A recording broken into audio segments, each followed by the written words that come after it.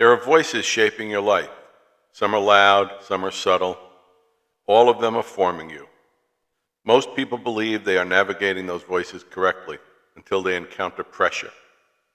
The issue that inflames them, the thought that governs them, the reaction they cannot control. And in that moment, what is inside becomes visible. Welcome to the Voice in the Reckoning. This is not motivational content, it is diagnostic. We examine the voice of self, the voice of the world, the voice of the demonic, and the voice of the Holy Spirit.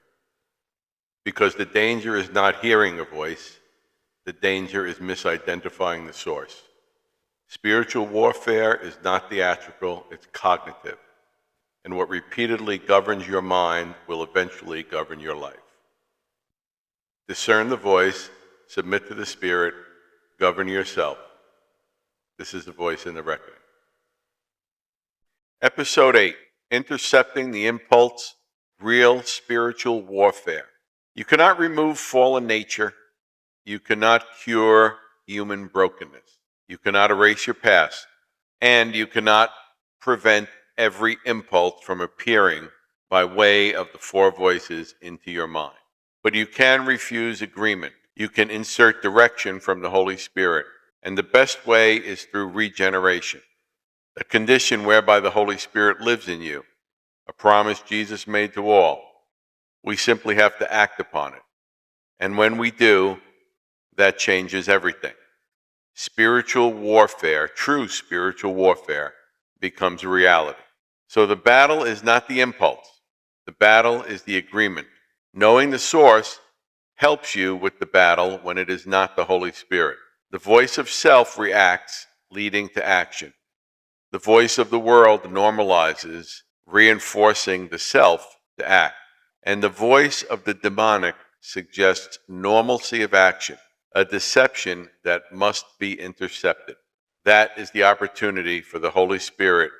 At that point, the Holy Spirit can interrupt the process and slow everything down. Every impulse presents a choice. The question is, do you agree or do you interrupt it? Some patterns are inherited, some are learned, and some patterns are repeated so often they feel automatic. But discipline interrupts inheritance because the Holy Spirit can offer discipline. The pause is where governance begins.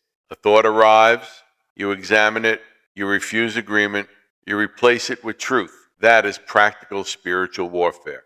For example, when Jesus was speaking to the Samaritan woman at the well, he dismantled her idea of religion, replacing it with relationship.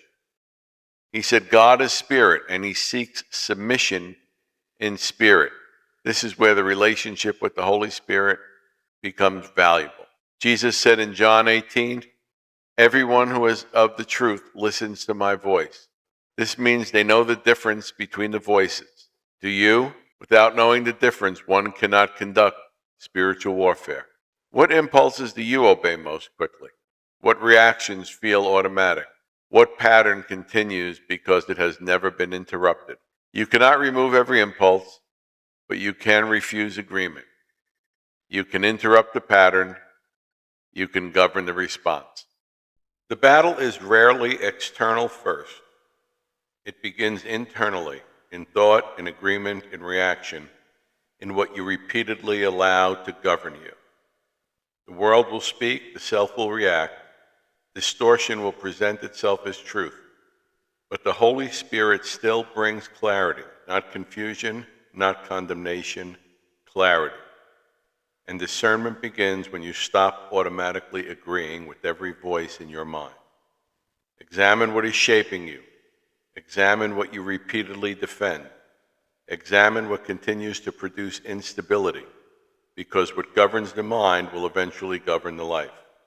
Discern the voice, submit to the Spirit, govern yourself. This is the Voice in the Reckoning. I'm John Diomede.